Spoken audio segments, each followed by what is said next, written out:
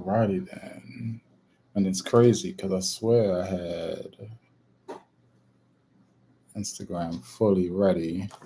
But of course, it wants to take its time to get all set. But I'll just wait a little bit.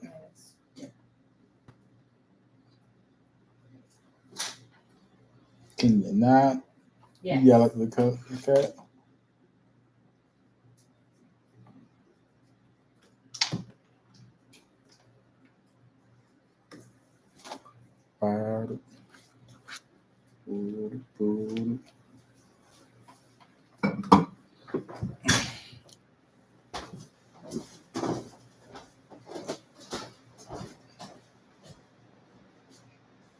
Alright, so I'm going to have to wait a second for that to get loaded.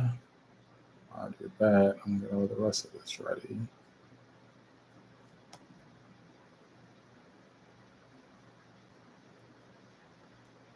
All right.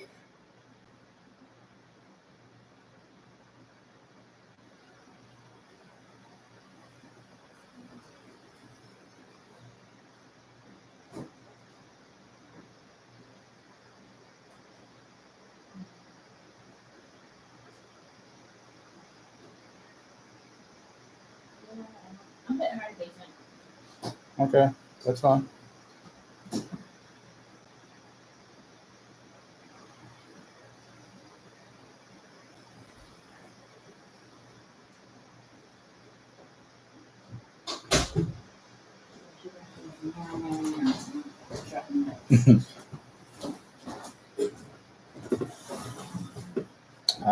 There we go.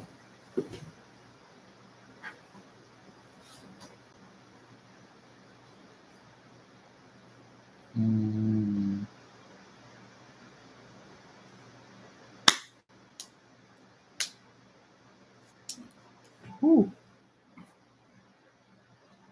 All right, perfect. It is actually pretty hot. I have a light on me. I don't know if you guys can see it. I have things going off. All right. All right, so I'm just waiting.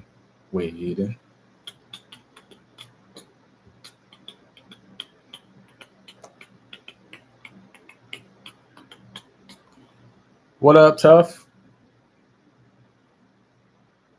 What up? What up?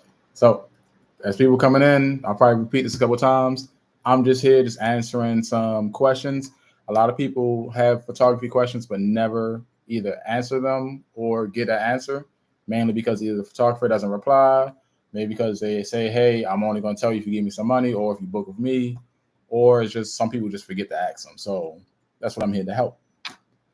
So I'm just going to let some more people come in. Then I'm going to answer a couple questions that some people have already sent me, and then I'm going to let people just ask more questions.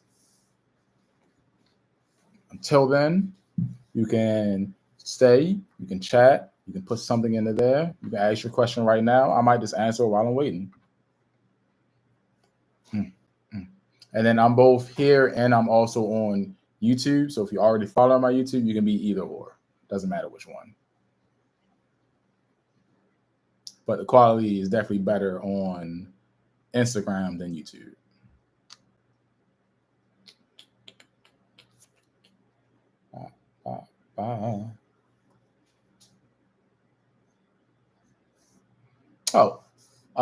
My favorite kind I would have to say is wedding photography.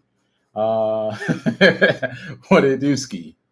Definitely wedding photography. I just love just all the emotion that it gives people, and that's like really what I love to get. I love to see how happy it makes people, even though it's like one of the most stressful parts of the job. Like it's just all those moving parts. It's just crazy.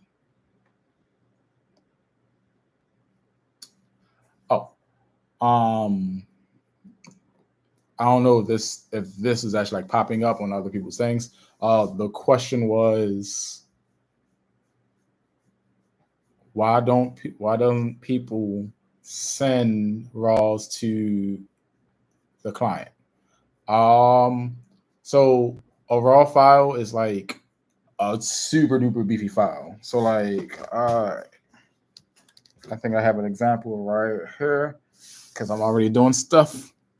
So if I was to send you a JPEG, it would be this size. This is something that you can easily work with. You can post it anywhere, social media, website, easy. But if you wanted a raw file, then I have to send you something like this. I don't know, as you can tell how many crinkles and rips it is, you can't just do anything with this. It's easy. This is easier, more manageable. So like when someone says that they don't want to send you the raw files, it's mainly because it's such a big and beefy file, it might just crash your computer. I don't know if your setup is ready to handle that kind of thing. If it is, it's great. If it's not, man. Oh, what up? What up, Ali? Glad to see you in the chat. So many reoccurring faces.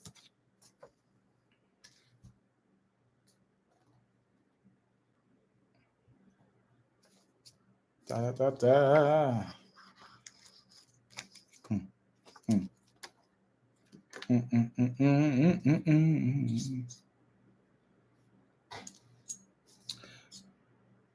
like if you guys see me like bounce back and forth, that's because I don't have everything on the same screen. I'm looking from one screen, which is on YouTube, to the other screen, which is on my phone, which is on Instagram.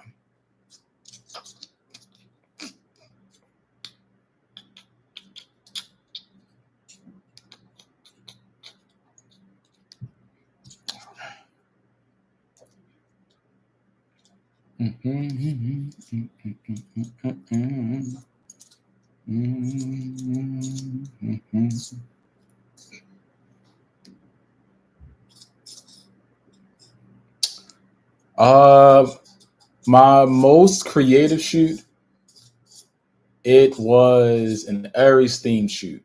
It was something where I had to start completely from scratch. I couldn't find anything online to like help me.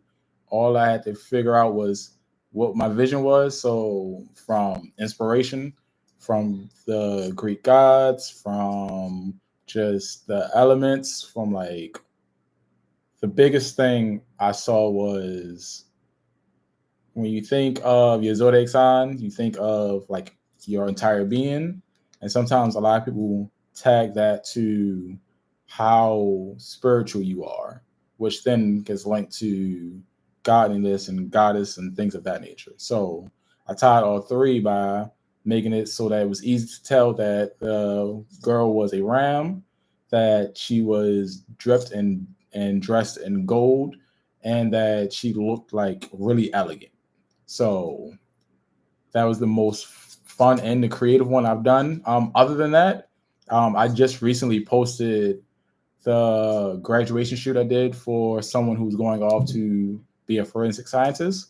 I basically made an entire crime scene from the body to the blood to the roping the area off to the placards to show the evidence, handprints, weapons, all of it. It was a very fun thing that I did. I wish I got any of it on tape because I got none of it. All I have is just the after. But I would definitely do it again.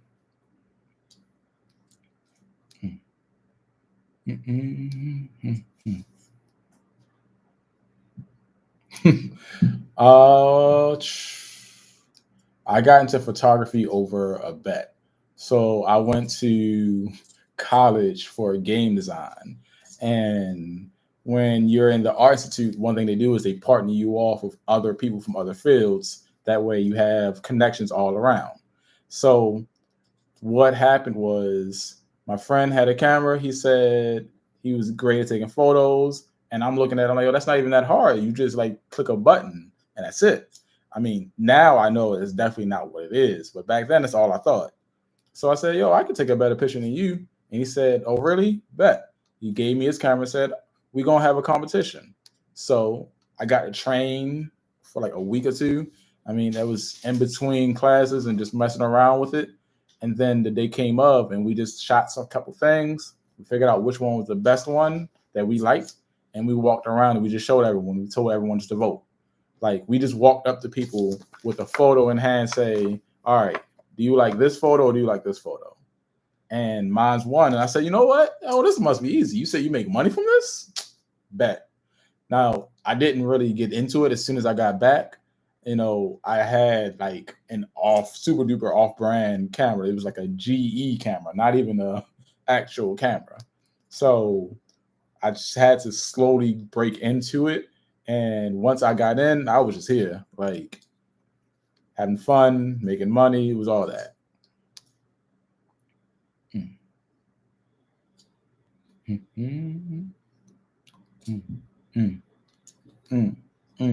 Get money. Get money. I was asked, how much does it cost to like be a photographer? Theoretically, however much you are paying on your cell phone, like as a lot of times where people are just doing phone photography, phone videography, there are a lot of apps that make it like real free. So you could be a photographer just using just your phone. But if you want to like actually get into it and you want like an actual thing like this, then you're gonna spend like a lot of money. Like this camera will set you back about 8,000, around that mark, for the body, the frame around it, the lens, and the lens filters, as well as the memory cards and extra batteries. But for some other people, it might just be easier just to use a phone. Or you can go somewhere mid-grain and get something like this. Now, this will only set you back like 1,000, 1,200. This is easier to swallow than this beefier thing. But of course, you're going to get better images out of this one than this easierly. You can use any camera. You can get great images out of any camera, but the more expensive ones make it a lot easier for you to do.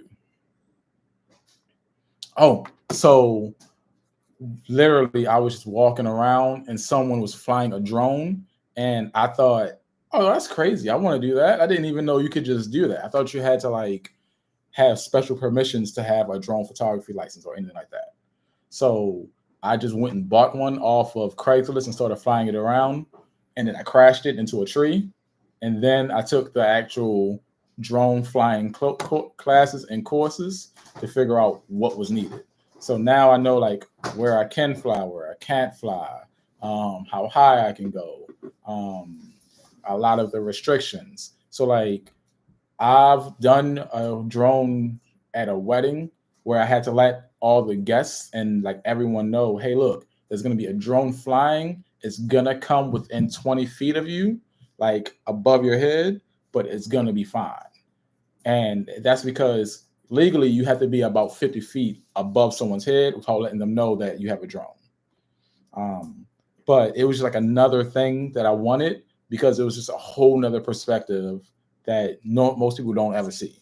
Like you would never see the top of your house. You never see the top of your block unless you did Google Maps. Like, and a lot of my family have houses that like have big yards. So I would never be able to get like just one real good photo because if I try to back up to take a photo of it, then I'm going to be in either the neighbor's yard or I'm going to be in or on top of the neighbor's house to get like the best angle. So drones was just the best thing for me that way. Get money.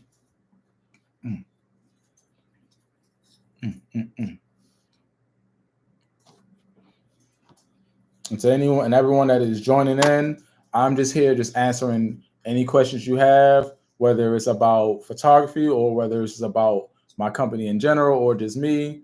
If you have any questions, just go ahead, throw them in the chat. I am here until about 7 because I'm also editing and doing some other things while I'm doing this. I'm also live here and I'm live on YouTube. So if you see me bounce, look, if you see my attention bounce from here to over here, that's because I'm answering both questions and I'm looking to make sure that I'm not missing any questions. I swear, wait. Yeah, there we go. And thank you guys for taking the time to stop by. I know this is kind of random for a lot of people on my IG. Most of the people on my YouTube and my email list had got this earlier. Oh, I'm editing a swimsuit photo shoot that I did. So me and the model, oh man, I'm always gonna say her name wrong. Kanoke Assassin. We went and we had a swimsuit modeling photo shoot at the Gwen Oaks River Park. So right now, that's what I'm working on. Let's see if I can pull something up. Funny enough, I also was using my drone at that shoot as well. So I have a drone image. I don't know how clear it's going to come from there, but I'm working on these photos on my actual laptop while I'm doing it. A lot of the things are just me uploading the preset for my lighting and then just going in a little bit deeper and actually like smoothing skin, getting rid of any reflections of like the flashes or anything like that out of the way.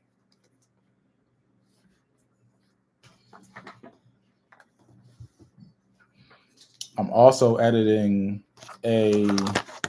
so whenever I do like a photo shoot, I always get videos with it because reels are just where it's at nowadays. So I got to make sure I get photo content, I get video content, and I got to get all of it. Drones.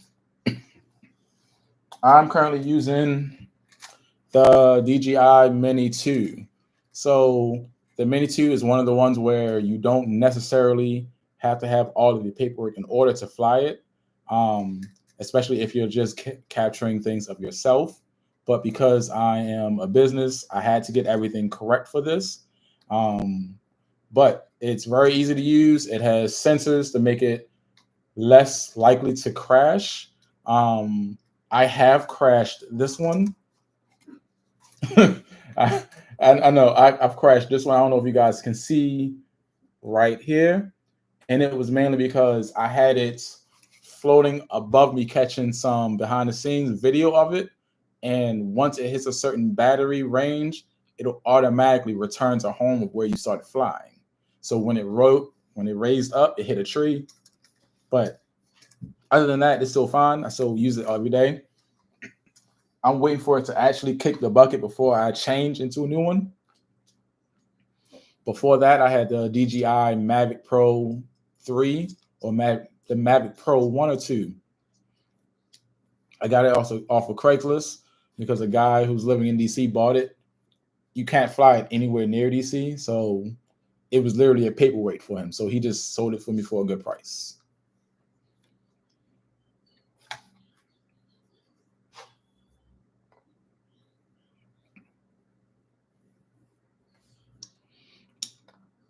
Ooh, good question. Good question. Hold that thought for like 5 seconds.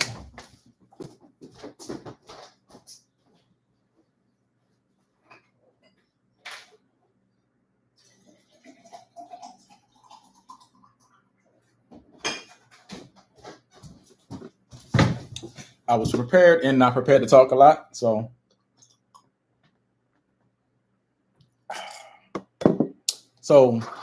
staying inspired as a photographer is really hard, especially like when you see a lot of people who are leagues better than you. Like I know I'm great. I know a lot of my photos are awesome. They have been in magazines, they've been on posters, flyers, all that. I'm proud of my work and I can keep pushing forward, but there are still so many people that are just so much better than me, right? Seeing that all the time on Instagram is really heartbreaking to a lot of other people, depending on how you look at it. And that's mainly because you always think, how can I get that good? Or I can never be that good. For me, it's just always, so what's next so that I can get to your level? Like, what am I missing? Like, what don't I know so I can catch up to you? And then avoiding creative burnout. There are certain shoots that I will not do for money. Like, I'll do landscape photography. I'll do some flowers and like nature photography, but that's just for me. And that's only because as long as I have a creative outlet in my hobby, then I can keep going. If I do everything for money, it then becomes another job and I get less creative. I also do like TFP shoots. Sometimes you'll see them, sometimes you won't. I'll make a post whenever I'm looking for a model for it, whenever I have an inspiration for an idea.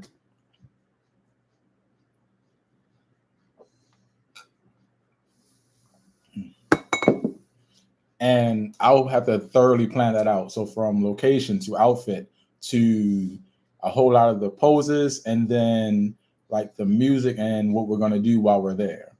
I like to plan all of that out so that I can get excited for the shoot, so that I can then be even more creative on the shoot.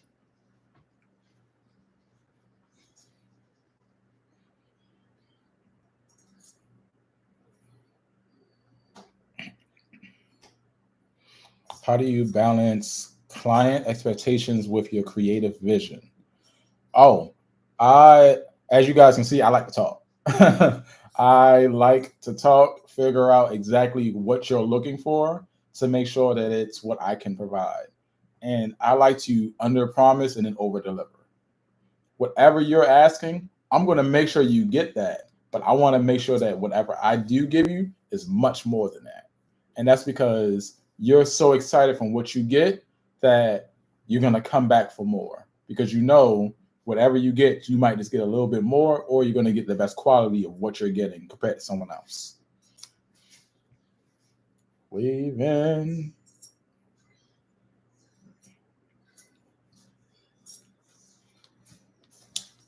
One of my YouTube people. So Instagram has been seeing it a lot, but YouTube, you guys kind of seen it. I'm hosting a gold photo shoot on October 19th. If you're in the DMV area, you can buy tickets for it. We're not going to talk too much about it. If you want more, then comment more, and then I'll just message you guys directly so that this doesn't seem real pluggy. I mean, if you guys want me to plug, I can plug. But this is mainly just to answer questions about photography, about me, about whatever you guys want to know. And then for those of you who are just joining, I am going to be doing this like every other Tuesday, not always in the evening. Sometimes it'll be during the day. It all depends on what my schedule looks like. I'll let you guys know like a week out, and then 2 to 3 days before.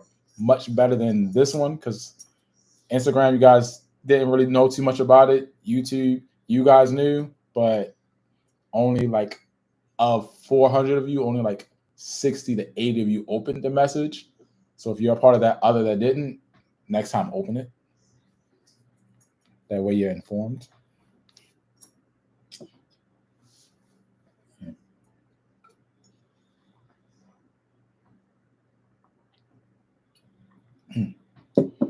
What is a common question that I get asked by clients? Can I shave 30 pounds off of them? I can't, and I'm not. I don't shrink people. Like, I'm not gonna, like, if you have this and you have like a little bit of extra down here, I'm not gonna get rid of that. And that's mainly because the second I start morphing your body into what's in your head and what's not actually happening, then you get a real bad case of body dysphobia or dysmorphia.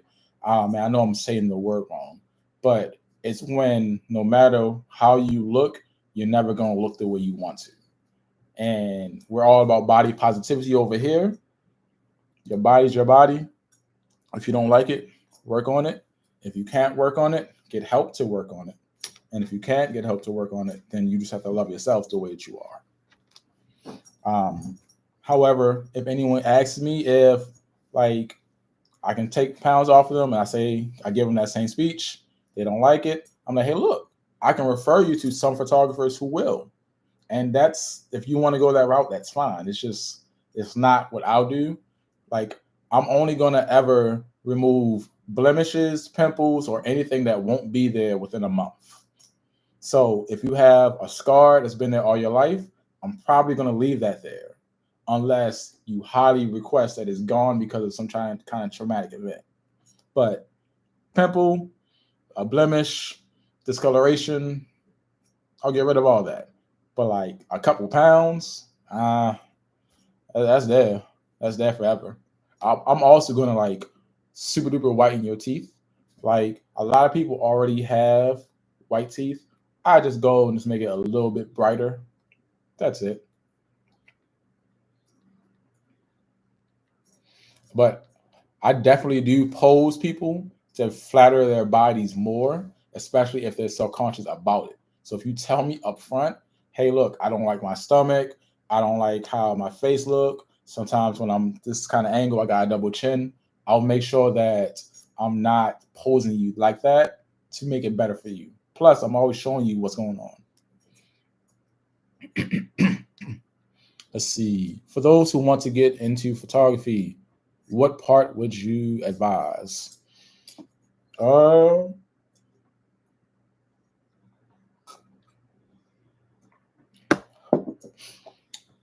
Uh, I would say first buy used gear up front, right? Don't buy the shiniest new toy. Buy used gear because no matter what, your equipment is gonna devalue itself. So if you buy something like extremely pricey and then you don't know how to use it yet, and like a year or two is gonna be worth less, and you still haven't gained any real experience from it. Um, Buy cheap used gear so that you can get into it, so that you can get your hands on the camera, so that you can start shooting. Um, if if you're a man, don't be creepy. That's and like I know that sounds like real sexist, but men sometimes all you guys want to do is shoot a woman naked, half naked, but you can't even really your photos aren't like that. Like there are people out there that will shoot for you like that, but learn how to use your camera first. Don't be creepy. Don't make people feel uncomfortable. Um, Women, don't get taken advantage of. A lot of female photographers get taken advantage of because of them either being nice, being naive, or just like the friendship between two women up front seems great, and then they don't know that they're being used by the other one. Um, Practice, practice, practice. I will say if you can do one shoot a month minimum when you're just starting out. And that's because the more you have this in your hand, the more photos you take, the better your photos will become. You're gonna have to shoot about 10,000 photos before you start getting good photos. Then 100,000 photos before you start getting great photos, and so on and so on. And it's not to say that after your 10,000 photo, then you have one good photo. It's just that after those 10,000, you got those out the way, all of your photos start looking good and they start looking more cohesive. And the more you shoot, the better your photos will become, and the more you'll have great shots. Because at first, when you start photography, it's I have all of these shots, but none of them look good. And then it becomes I have all of these great shots, but I don't know which one to use. Oh, and YouTube. YouTube is your best friend. Look up stuff on YouTube first, and then go and get a mentor. And that's just because having someone like how I'm here answering your questions, having someone that you can reach to, you can talk to, and they can answer your question to you one on one will help you immensely. But you start on YouTube because YouTube will teach you all the things that you don't know, and then a mentor will kind of explain to you what they mean to you. Oh, how do I prepare for a photo shoot? Now that all depends on what kind of photo shoot it is. So I do both in studio and I do outdoor photography.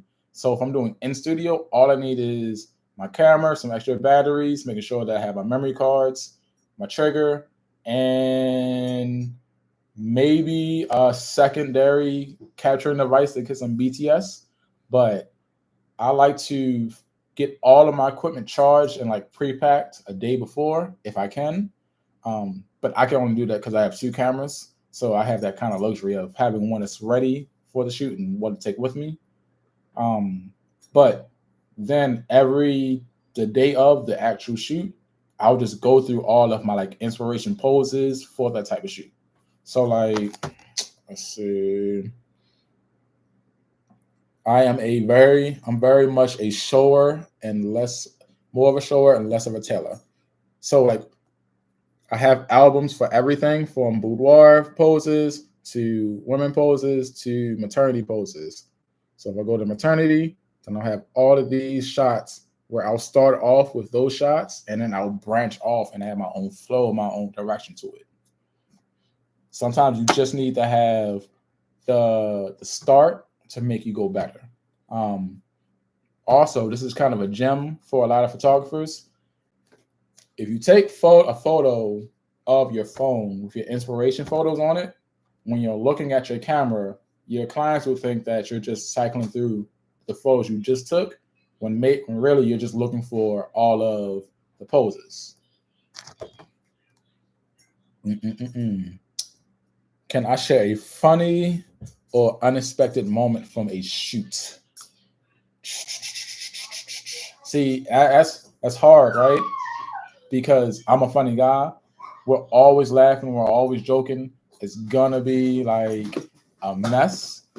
Uh, let's see. Let's see. Oh, all right. Um, the most recent photo shoot that I did outdoors was the swimsuit photo shoot. While we were there shooting, behind us was a bridge where people were constantly walking back and forth. And this one little girl was like, "What are they doing in that water?" And the mom was like, "Oh, well, they're doing a photo shoot. I think. I hope. I don't really know what they're doing. Come on, we're just gonna leave. We're just gonna leave." That was the funniest thing because of she was so certain what she knew at first, and then like the more she talked, she's like, ah. Mm, mm, mm, mm, mm, mm, mm, mm, mm, mm. How many cameras do I own? So altogether, I own five, not including my cell phones, but I own five cameras. Of those five, four work. One is more of a nostalgia kind of thing because it's my first camera. Two of those four I don't use for actual photo shoots anymore, mainly because like they're not the best, they're not the easiest for me to use right now. Um, and it's real simple. So this is one of my older cameras. As you see, the screen is like super duper tiny. I can still take photos with this. I can still capture great images with this. It's just that it's harder on me, and I can't take video with this. I don't know. I don't know if this was. I don't know if I have a battery in this. Nah, I don't got a battery in this. From there, you would then go to this camera, which is my secondary camera. This is the one that you'll almost always see me with. One, it sticks out. So people are going to ask questions, they're going to compliment it, they're going to want to talk about it. And two, it's lightweight. As you see, much bigger screen. Screen flips, rotates, makes it easy for me to get shots here, shots here, shots here. And this takes both photo and video. And then my main camera now, which is this hefty big boy, it does everything that the other camera did, but like better. But it like if you see me in the gym and you see me lifting, it's because I got to carry around this thing all the time. Okay, if you're using like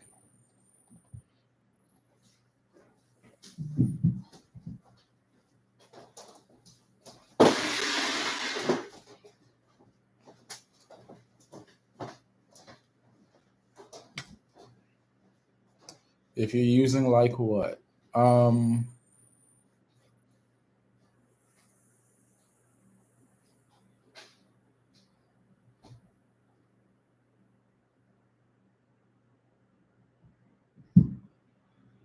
Oh, okay.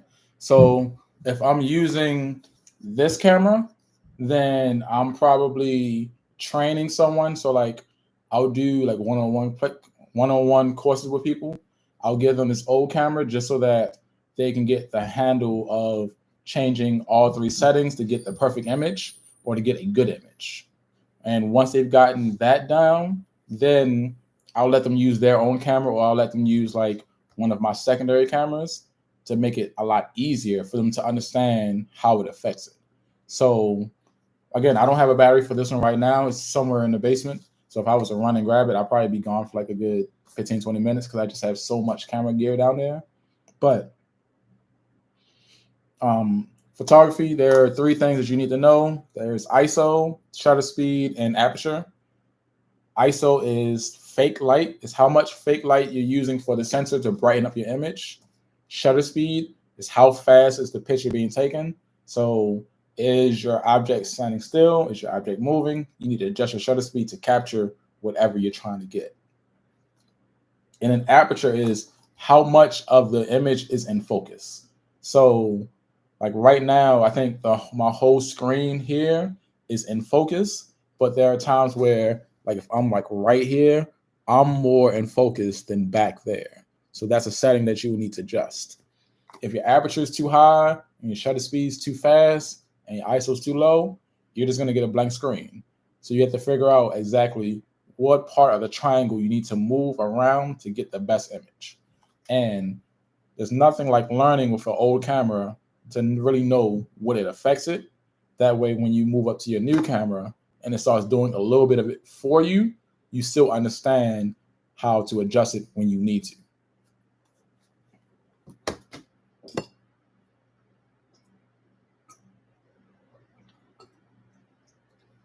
Also, I'm drinking sweet tea.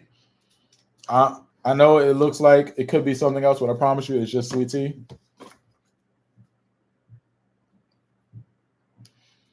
Oh, the lens is the most important. The lens can travel with you from camera body to camera body to camera body, but the body is going to be outdated within 2 to 3 years of it being released. So let's bring out this big boy. So this lens is 2500. It's one of Canon's Pro series lens. You know when a lens is Pro because it has a red ring around it, versus their regular lens, which is just like silver or gold, right? Now, this lens will always be great, even if I add it onto an old camera or if I add it onto the brand newest camera that just came out. But the camera body will only be able to handle but for so long, whether it's how many times it's taken a picture. So like technically after like 9,000, 900,000, 900, around 9 billion-ish. After so many photos, the camera itself goes out of warranty and it starts to act up and it starts to die on you, which is when it's time for you to upgrade to your new camera. But all of the features inside of the camera, they upgrade every year. So this camera will go out of date relatively quickly. For instance, I bought this camera 4-ish years ago. It has 4K. It has high shutter speed. I can do slow motion in it. It's great, right? And as soon as I bought it, 2 years later, they came out with something so much better that had 8K, even slower motion, more features that I can't even really talk about because those are features that I myself don't use. But on this camera, it's 4K, sampled down from 6K, fast shutter speed, great battery life. And then for this one, it has 2 memory card slots, and then it's weather sealed. So, and that's also a thing with the red line lens. They're weather sealed. So if water gets onto it and it falls in water, as long as it's less than like 3 to 5 feet, then you'll be fine. You can hook it up. You can actually keep shooting with it. You can shoot with this in the rain and storm, and it'll be fine. But definitely the lens. Marry the lens, date the body. I got that from, I think, JT, from another YouTuber that I follow.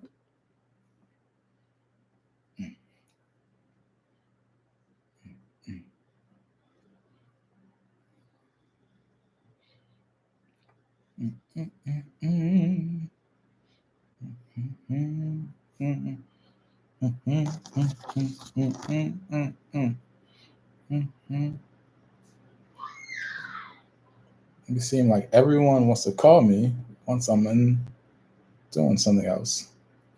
Yes. Yep. Lens is so much more important. Um, Definitely always keep your lenses. Your body, the camera body, you can always just either trade down or trade up. You can also just sell the body itself if you want to, but keep the lens. The lens will never depreciate in value for you. The body will. Like this lens is going to travel with me for the next as long as I can until it either breaks or until it breaks.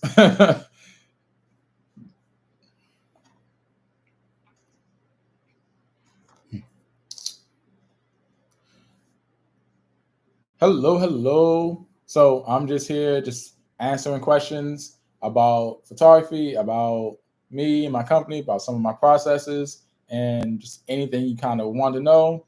Just go ahead and leave in the chat. I'm answering questions. I'm here for another 13 to 20-ish minutes before I go on to my next thing.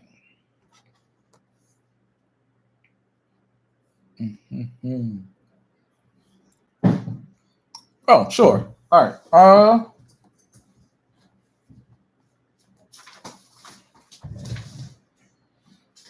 right, this will be better. So a full frame sensor is basically just a bigger sensor. It looks like this, right? Full frame sensor uses all of this area to take the image. Because of that, it lets in more light, so it's better in low light conditions, like when events or at nighttime. And it also has a lot more data, so you're able to get a lot more information to zoom in directly into it. Crop sensor, much as it sounds, is just a cropped in sensor, which would be like this. So crop sensor, it gets less of the area and it becomes more focused in, which is good for you depending on what type of photography that you shoot. For instance, if you shoot nature, you shoot wildlife, you shoot things that aren't necessarily moving or things that are far away, a crop sensor will be perfect for you.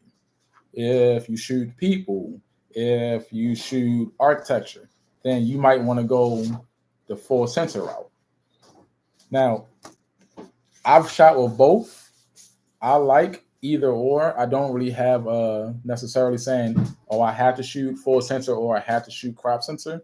It's whatever else comes in the camera, does it help me? Now, I'm looking at the new cameras that just dropped that are full sensor but has all of the features of the crop sensor that I like. So I might just upgrade to that. But that's the really difference between crop sensor and full frame sensor. For instance, this is the full frame. This is a full frame sensor. You see how big it is?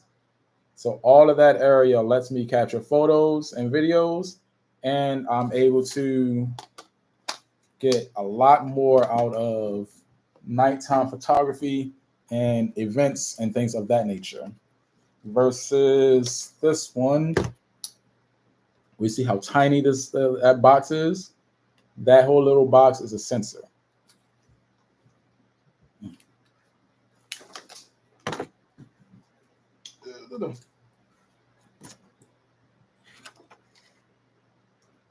Super duper big, super duper small.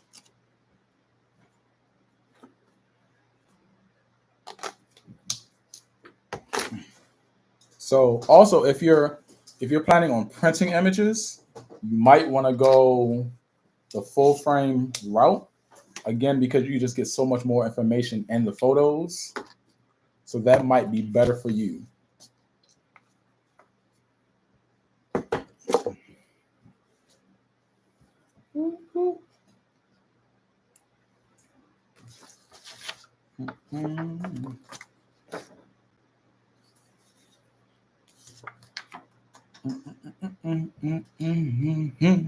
mm, mm, mm, mm. Hey baby, can you please get me my iced coffee from my refrigerator? Appreciate you, cause your boys sweat. Mm. I've been doing photography for in total 10 to 11 years. Professionally, about 5 to 6 years. So my first couple years were just me shooting, getting a handle. Oh, no problem. I'm glad I could help. We're just shooting, getting a handle on like just the camera itself. I don't talk well to people at first. Like I was very bad at talking to people, but now I'm more easy to conversate with other people and talk to. So I had to get over that part as well.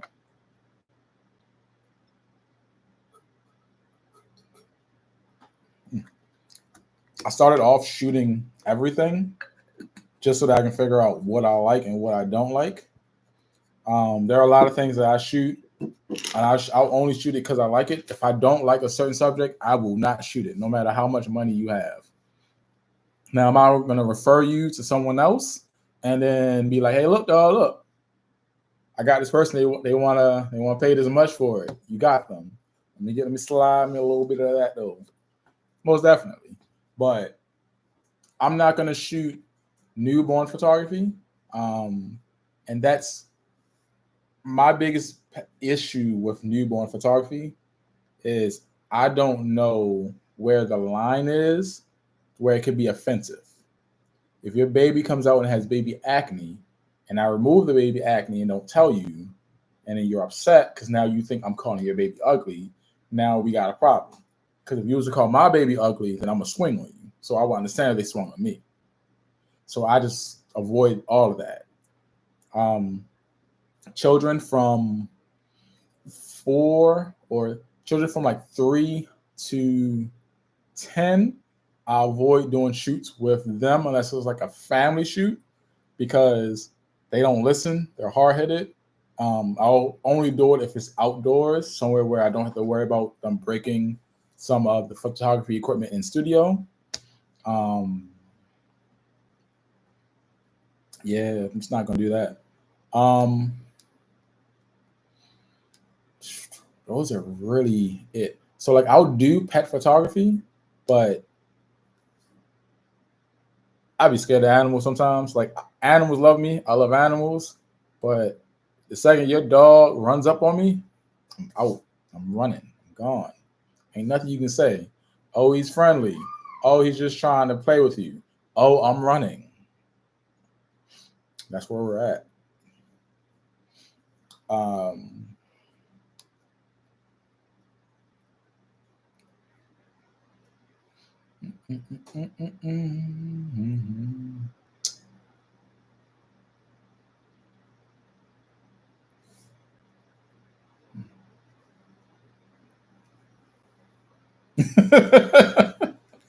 um, so YouTube. The question was, have I ever had a bad experience with a model? Um, yes. So how do I say this?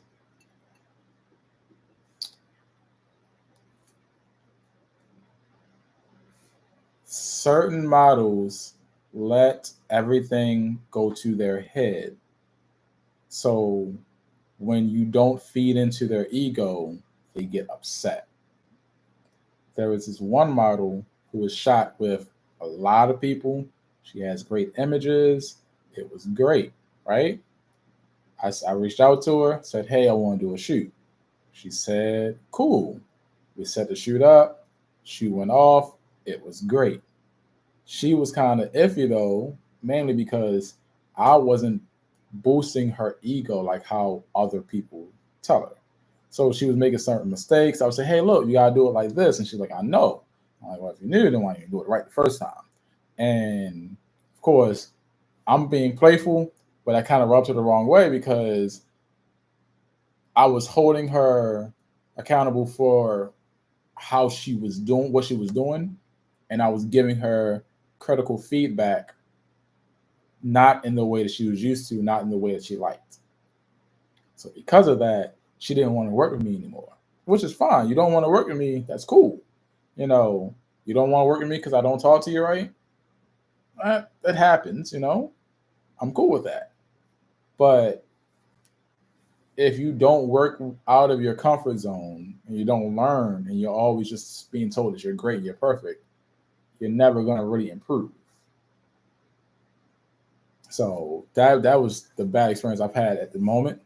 Um, I haven't had too many ones in general. Most of the shoots that I do with models, especially when I do them like 1-on-1, 3-on-3, or in a big group, I've talked to them. I've kind of seen how they are. They seem cool. They seem great. Good personalities. Awesome. If like I feel like you got like a stank personality, I'm not gonna I'm not gonna want to work with you. It don't matter how you look. It don't matter how many followers you have. If me and you don't vibe, that's it. Because I'm not gonna get good images out of it. Because I'm not gonna be like my heart's not gonna be in it.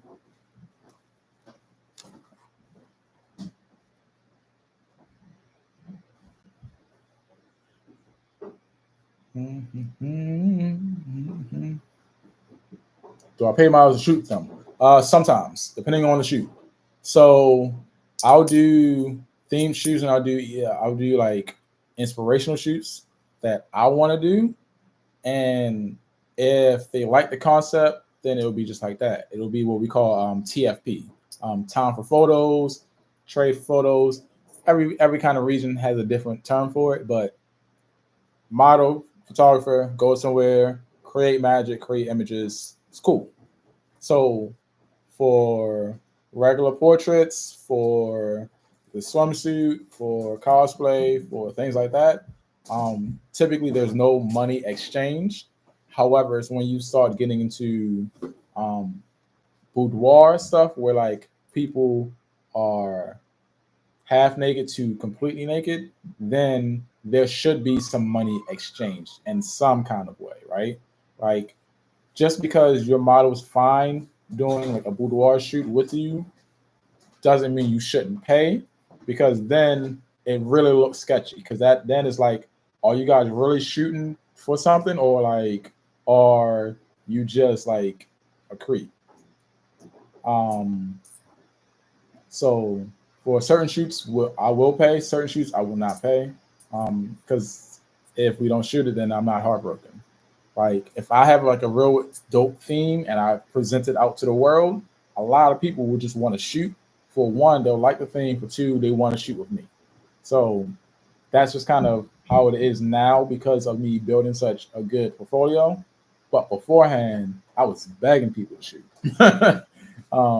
And when you don't really have a good enough portfolio, people don't care how much money you're paying them, because that you look bad when you have a bad portfolio and you're trying to pay a lot of people to do a shoot. That looks bad. For that, all that, just go to a photo meetup, meet people, connect, then try to do a shoot with someone that you just met for a theme that you both agree on. What is up, Manny? I have not forgotten about you. I am about to be on my way to you. Oh, did he leave? He left. He ran. I'm gonna wait till him anyway.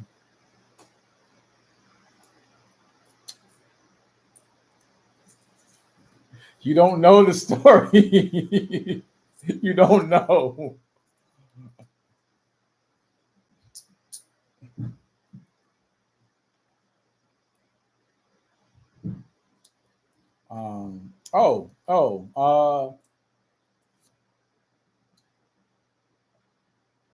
Don't don't. And this should go without saying, but I'm still gonna say it because some of y'all just don't sleep with your models, especially if like if you guys decide to do adult things and have adult time, have that separate from the actual shoot. Like do that because you guys liking each other and not because you want to get something out of the shoot. Like there are certain people who will like try to sleep with models. That's real creepy. It's real predatory. They're trusting you to capture something, unless they're flirting with you off the bat. Then that's different. They don't even care how your photos look. They just like how you look. So don't sleep with your models and don't flirt with them and don't try to come on to them, especially in the middle of a shoot, because that's red flags. Like I have a video coming out relatively soon. That's just nothing but what models have said have happened while during a shoot. That's just nothing but a giant red flag.